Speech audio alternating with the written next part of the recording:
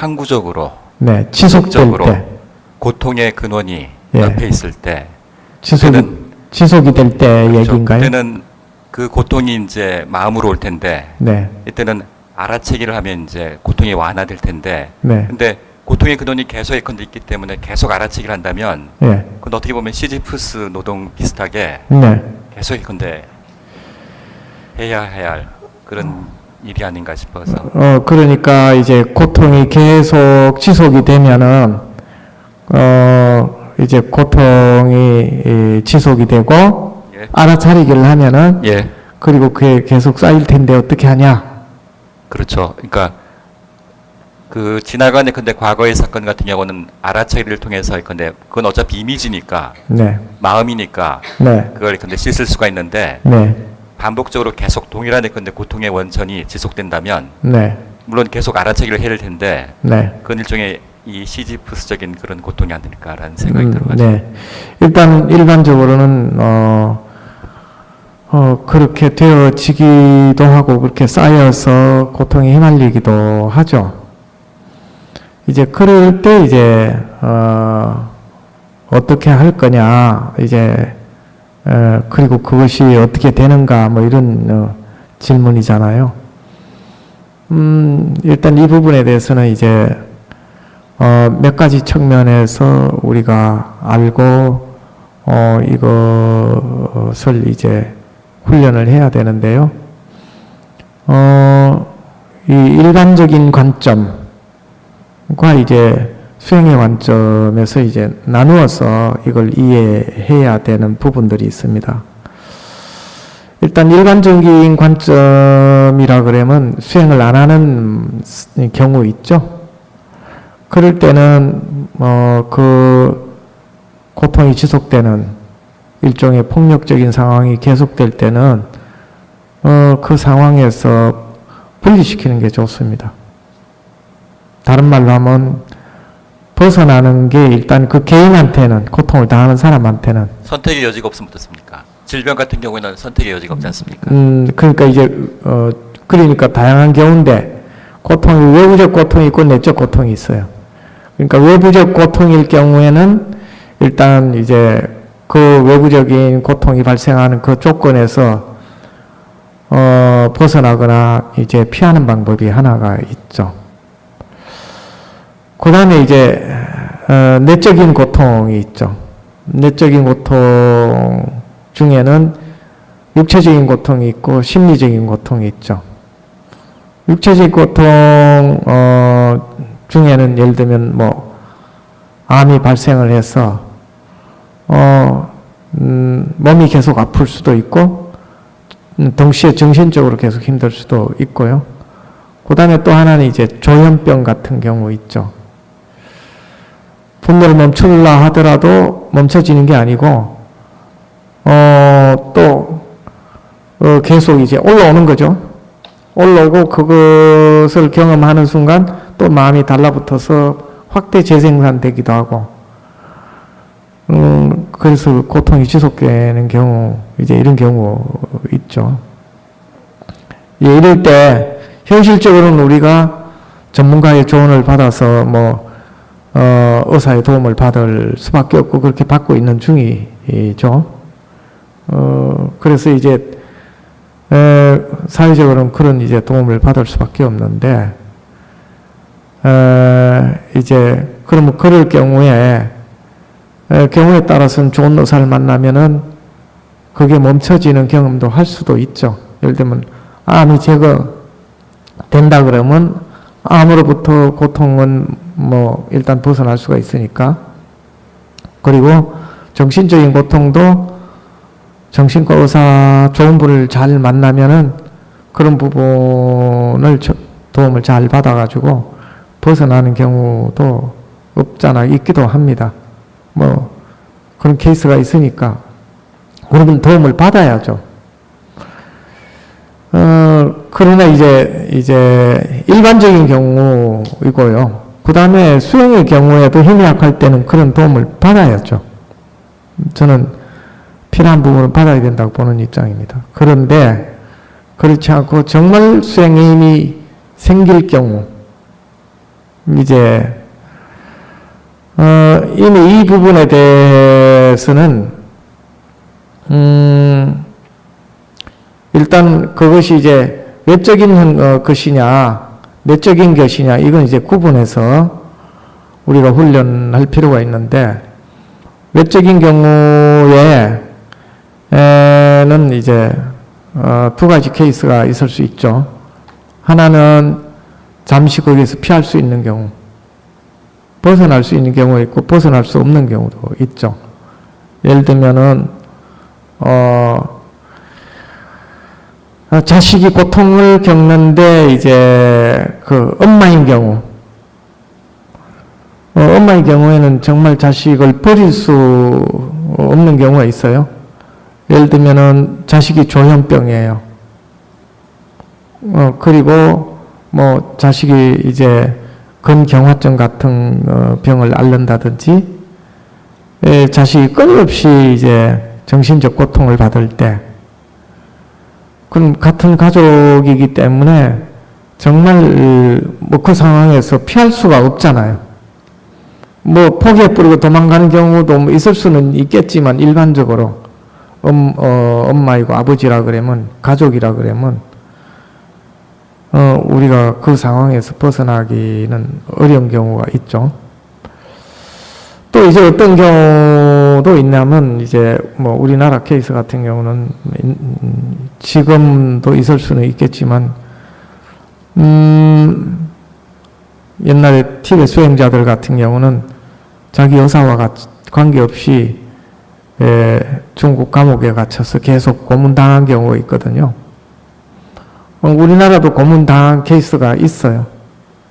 옛날에 일제시대 때 독립운동하다가 잡혀서 감옥에 갇혀서 뭐 검도 당하고 독방에도 갇히고 이런 사례들도 있죠. 이제 그럴 때 우리가 이 법을 익혀가지고 수행을 한다 그러면은 오히려 그런 고통스러운 상황이 이제 더 깨어있게 만들어요. 근데 더 깨어있게 만드는데 우리 삶을 힘들게 하는 그 순간에 자신의 마음에 껴 있을 수만 있으면은 외부적 조건들이 계속 괴로움을 줄지라도 외부의 고통스러운 조건에 마음을 빼앗기지 않고 내적인 평화와 내적인 평정심을 우리는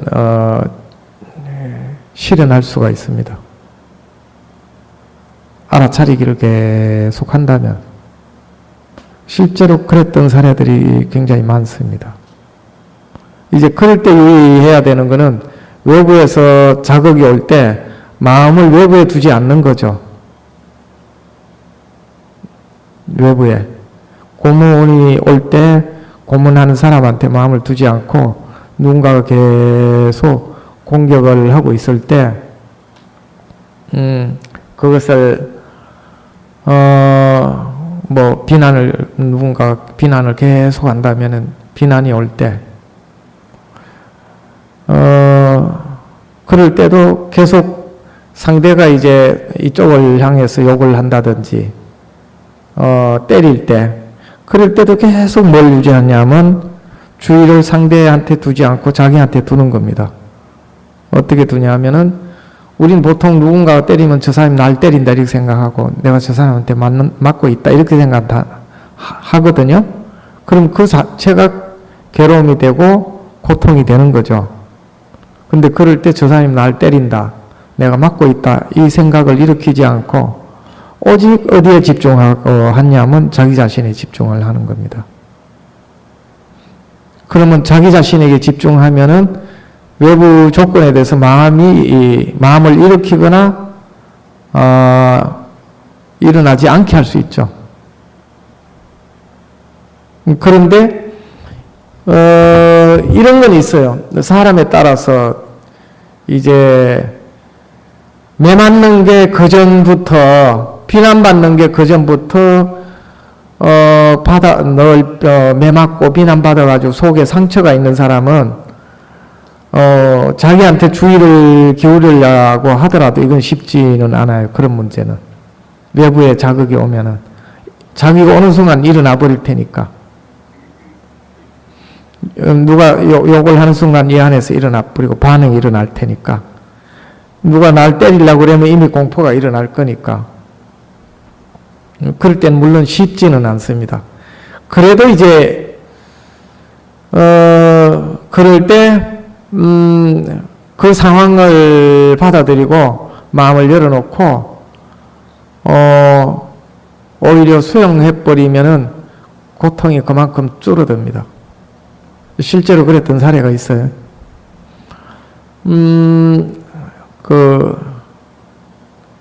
독일에서 있었던 이제 이스라엘 사람들이 경험한 내용들이죠. 어떤 걸 경험했냐? 세 부류가 있었어요. 이제 끊임없이 이제 강제 노동을 당하고 그리고 수시로 잡혀가지고 독가스실에 가서 사람들이 죽어가고 이제 실험실에 가서 끌려가고 총살당한 일도 계속 있고 이제 이런 상황에서 그렇게 해서 죽은 사람도 있는데 그 감옥에서 견디지 못해서 죽은 사람들이 있어요. 그때 세 부류가 있는데 한 사람은 그 상황을 너무 부정적으로 생각한 한 부류가 있고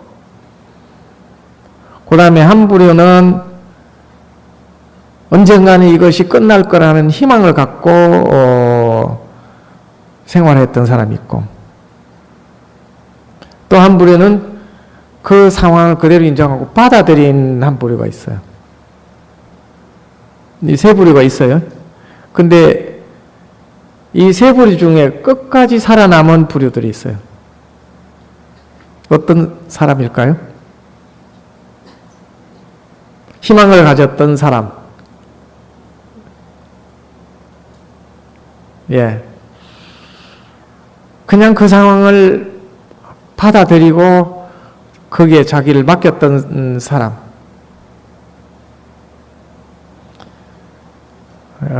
그 다음에 그 상황을 너무 힘들어서 저항했던 사람. 네. 저항했던 사람하고 희망을 가졌던 사람은 다 죽고요. 그걸 받아들여서 자기가 거기에 자기 자신을 맡겼던 사람들은 살아남았어요.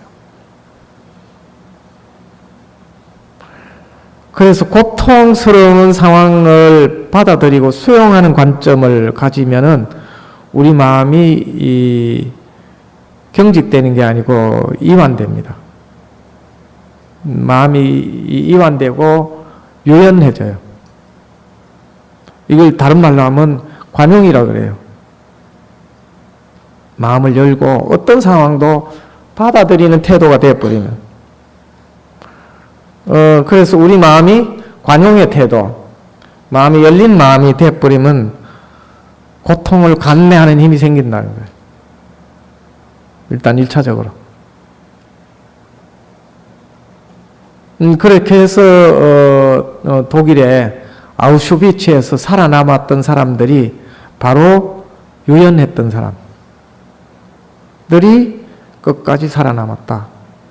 이건 실제로 보고된 사례입니다. 그래서 마음의 태도가 중요한 거예요. 이 문제는 이제 미국의 하버드 대학에서 70년간 연구했던 유명한 연구입니다. 어떤 연구냐면 하버드대를 입학해가지고 졸업한 사람들을 70년간 전수조사한 유명한 일화예요. 그래가지고 결론 내린 것이 책으로 나와 있는데 우리나라도 번역이 돼 있죠. 행복의 조건이라는 책. 근데 거기서 핵심이 뭐냐면 사람들이 행복해질 수 있는 최고의 조건이 뭐냐? 최고의 조건.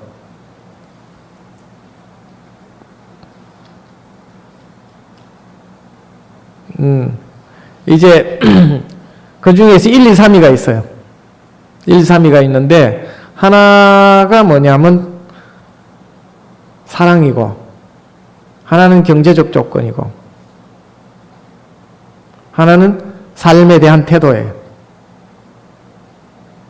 어떤 사람이 가장 행복했었다 라고 한다면 이 셋 중에 경제적 조건 손 들어봐요. 없고 사랑,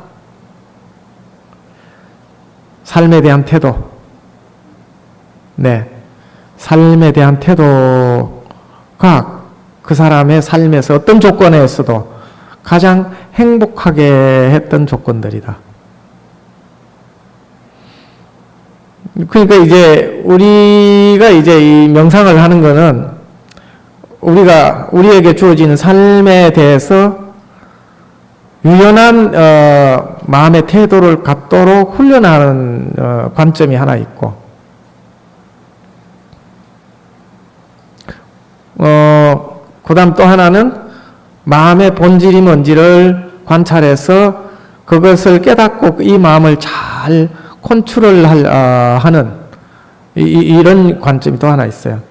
우리가 이 명상을 해가는 데 있어서는 그런 면에서 이제 마음의 원리를 알아버리고 나면은 우리는 그 마음의 원리를 잘 활용해서 오히려 고통스러운 상황에서도 행복할 수 있고 평화로울 수 있고 자유로울 수도 있는 법을 터득해버리고 나면은 고문을 당하는 순간에서도 자유로울 수가 있다.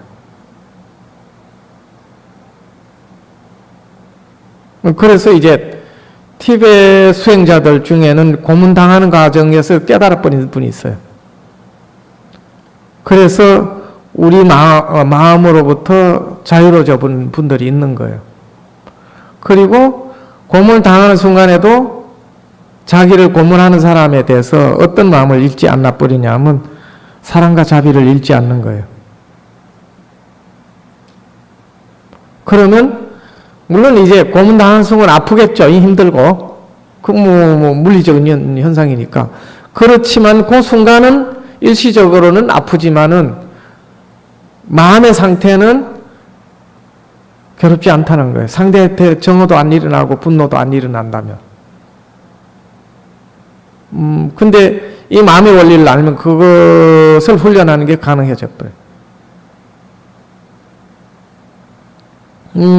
이제, 그래서 유명한 사례예요. 그게 등소평 때 있었던 사례라고 하는데, 어떤 건지 정확하게는 모르겠는데, 제가 아는 바는 그래요. 중국에 이제 공화원이 고문을 계속 하는데요. 이분이 자기를 고문하는 사람에 대해서 자비를 잃지 않는 거예요. 그럼 자비를 잃지 않는다 그러면 그 눈이 어떨 것 같아요? 자기를 고문하는 사람을 바라보는 눈이 아주 따뜻하고 그리고 정말 이 사랑이 거룩한 눈이겠죠. 만약에 우리가 이제 개가 있을 때 개가 우리를 향해서 아주 따뜻한 눈길로 바라보는데 만약에 그 개를 우리가 잡아먹을 수 있겠어요? 만약에 그럴 때도 잡아먹는 사람이라 그러면 의식이 마비된 사람이겠죠. 마음이 열려있는 사람은 절대 못 잡아먹습니다. 그런데 이 부분에 대해서 그 중국 공안원이 고문을 하다가 고문하는 게 힘든 거예요, 거꾸로. 예를 들면 고문을 하면은 막 빌고 그냥 죽는 신용하고 사람이 쫄아들고 이래야 고문한 효과가 나오는 거잖아요. 그래요, 안 그래요? 네, 그냥 비겁해지고 막 두려움에 벌벌 떨고 뭐 좀 봐달라고 하고 뭐 이래야 고문 효과가 나오는데 아무리 고문을 해도 강한 것도 아니고 그냥 마음이 없단 말이에요. 마음이 없고 평화롭고 그리고 따뜻한 눈길로 바라보는데 뭐 고문을 계속해도 안 되니까 그래서 물었다 그래요. 이렇게 고문을 하면 당신은 나한테 정오나 미움이 안 일어나냐? 근데 그 사람이 그랬다 그래요. 내가 당신을 미워할 이유가 하나도 없고 분노할 이유가 하나도 없다. 이유가 뭐냐? 나는 이 생에 이렇게 고문당할 조건 지어진 삶을 받을 수밖에 없는 조건에 처해진 거고 당신은 이 생에 고문할 인생을 살 조건이 주어진 것일 뿐인데 어떻게 뭐 그렇게 조건 지어진 것일 뿐인데 어떻게 미워하고 정오할 일이 있겠냐. 이제 이분은 법을 깨달은 분이에요. 인과법을 완전히 깨달은 분이죠. 연기법을 완전히 깨달은 분이고 그 몸은 아프지만은 그것이 분명하니까 아무리 고문을 해도 분노나 정오나 두려움이나 공포가 안 일어나는 거죠. 그래서 결국은 이분이 더 이상 고문을 못했다 그래요. 그리고 나서 공식적인 고문이 멈췄다 그래요. 뭐 그런 사례는 보고들은 엄청 많아요. 제가 다람살라에서 만났던 티베트 수행자인데 중국에서 20년간 감옥에 있다가 탈출을 했어요. 다람살라에서도 잠깐 만난 적이 있는데 달라이라마 존자님이 물었어요. 감옥에 있을 때 두렵지 않았냐? 두려움이 있었다고. 그럼 뭐가 제일 두려웠냐? 자기를 향해 고문하는 사람에 대해서 자비를 잃을까 봐 제일 두려웠었다. 자기가 고문당하는 게 두려운 게 아니고 고문을 하는 그 사람에게 자비를 잃을까 봐 두려워했었다. 우리가 마음을 훈련하면 그게 이제 가능해진다는 거죠. 네, 이제 근데 그런 내용이 건강경에 나오는 얘기이기도 해요. 근데 우리 한국 사람들은 건강경에 나오는 얘기가 그냥 책으로만 나오는 걸로 그렇게 봐요. 아이고 부처님이나 가능한 일이고 그냥 경전에나 나오는 얘기지. 뭐 다들 그래요.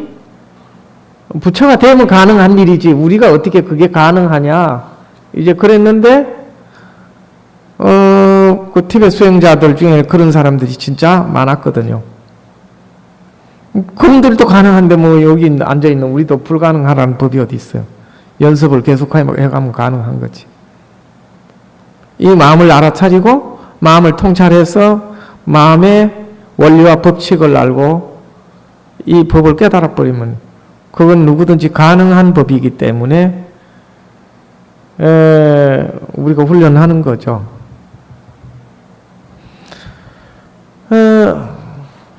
아무튼 뭐 그런 사례들은 진짜 많이 있죠. 우리나라에 옛날에 이제 백분 김기추 선생이라고 하는 분도 있었어요. 일제시대 때 감옥에 갇혔죠. 독방에 갇혀 있었거든요.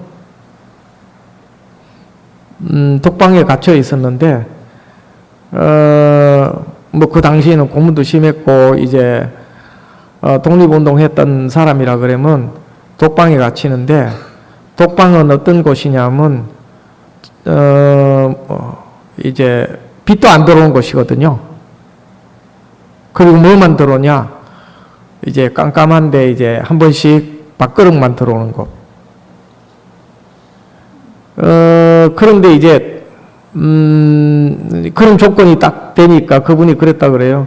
아니 뭐 스님들은 일부러 독방에 들어가 가지고 뭐 몇 달씩 몇 년간씩 꼼짝도 안 하고 앉아 가지고 자기 마음을 본다는데 뭐 일부러도 하는데 이렇게 조건이 좋으시니까 잘 됐다. 이제 이참에 마음이나 보자. 이제 그런 독방에 갇히면 두 가지 현상이 일어난다 그래요. 미쳐버리거나 깨닫거나.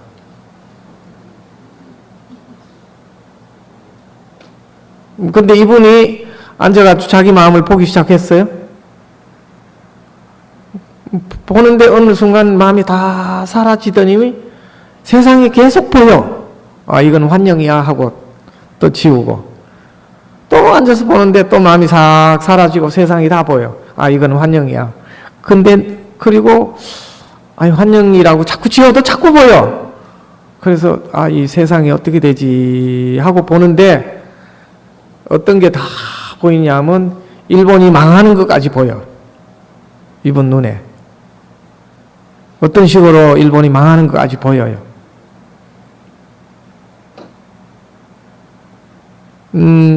그런데 나중에 이제 실제로 일본이 망하면서 이분이 감옥에서 나와요. 그리고 나와서 확인을 해보니까 자기가 감옥 속에서 자기 마음 본다고 봤는데 일본이 망하는 게 눈에 이제 마음으로 보인 게 실제라는 게 확인이 돼요. 우리 마음이 열리면 그렇게 되어져요. 이 깨어서 알아차리는 마음에 의해서. 실제 있었던 얘기입니다. 뭐 그런 사례들 나오면 너무 많아요. 근데 이제 상처가 많은 사람은 뭐 하나치면 안 되죠. 뭐. 마음이 올라오니까. 근데 이것을 포기하지 않고 끝까지 볼 수만 있다면 우리는 우리 안에 내 자신이라고 또는 우리 자신을 힘들게 하는 것이라고 생각되어지는 것들로부터 자유로워질 수가 있는 길이 이제 사실은 있습니다.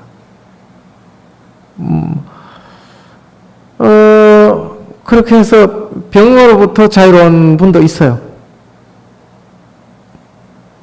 암이 나사버린 사람도 있고, 우리 병원에서 못 고친다는 섬유건통도 거의 완치한 사람도 있어요. 우리 공부했던 회원 중에. 16년간 섬유건통을 앓았어요. 16년간 섬유건통이라고 뭐 어떤지 아세요? 이 근육들이 계속 따갑고 쑤시고 잘리고 뭐 하는 이 아픔이 계속 지속되는 거예요. 그냥 가끔 가다가 아픈 게 아니고, 여기 우리 저기 병주님 부인 얘기죠. 김병주님 부인 얘기입니다. 근데 지금 거의 다 나았죠. 지금 거의 괜찮다고 하죠. 네. 우리가 우리 자신의 마음을 알아차리고 보기 시작하면 뭐 그렇게 됩니다.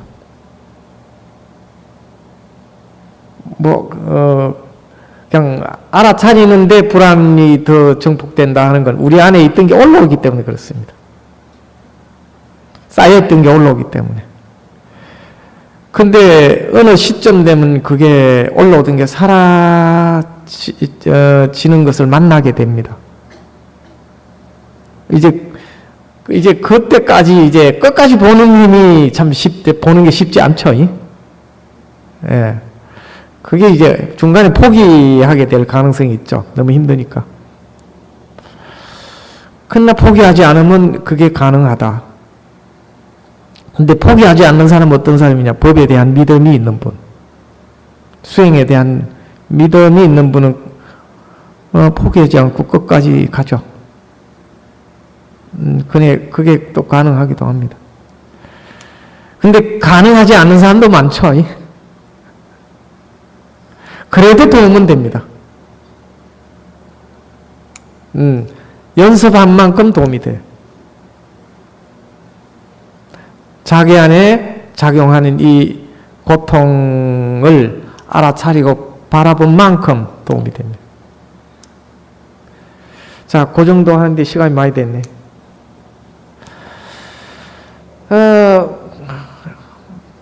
그래도 한번 해봅시다. 이 부분에 대해서는 왜 이제 제가 이렇게 가능하다라고 얘기를 하냐면, 저도 그런 체험을 했던 사람이에요. 저는 고등학교 졸업하고 제 몸이 전신마비 된 적이 있고요. 38년 동안 무릎 관절염 때문에 제가 계단을 잘 못 다녔던 사람이고요. 절을 잘 못했던 사람입니다. 실제예요.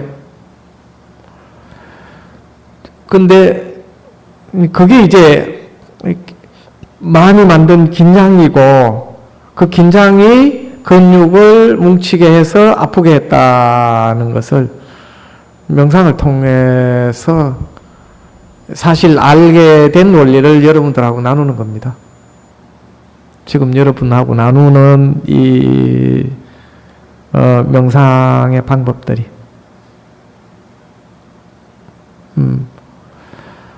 그래서 이제 무릎 아픈 근육통들은 그렇게 해서 진짜 완전히 다 사라졌기 때문에 제가 하루 종일 앉아 있어도 무릎이 안 아픈 거예요. 하루 종일 앉아 있어도 허리가 안 아픈 이유가 그렇게 쌓였던 마음들이 사라졌기 때문에 그리 된 거예요. 그래서 정말 마음이 우리 근육을 긴장시켜서 아프게 하는 거다. 그랬기 때문에 이제 이 원리를 알고 여러분하고 같이 나누는 겁니다. 네. 뭐 일단 그렇게 알고 또 연습을 해봅시다. 예, 이 정도 하고요. 마치도록 할게요. 네, 원래 다른 거 몇 가지 정리해 드리려고 그랬는데 그냥 기회가 있으면 내일 말씀드리고 생략해야 되겠네요. 어떻게 질문에 도움은 됐는지 모르겠어요. 답변 감사드립니다. 더 할 건데 수련해 보겠습니다. 뭐 같이 한번 익혀보면 어떨까 싶어요. 예, 많은 가르침 기대하겠습니다. 예, 중요한 건 이 부분에 대해서는 붓다도 그런 얘기를 했어요. 그냥 믿을 거는 아니다.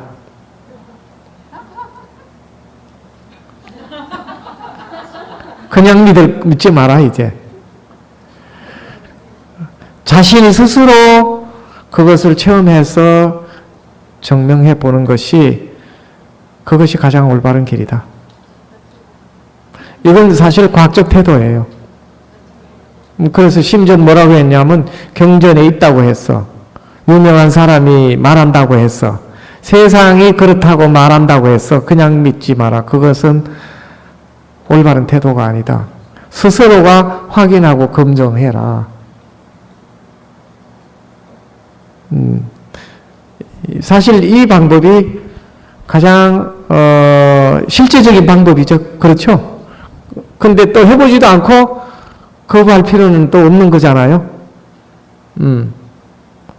확인하기 전에 먼저 마음에 단정을 짓고 정말 말도 안 돼 이렇게 해가지고 단정 짓는 것도 현명하지 않지만 그냥 해보지도 않고 무조건 믿는 것도 현명하지 않는 일이죠.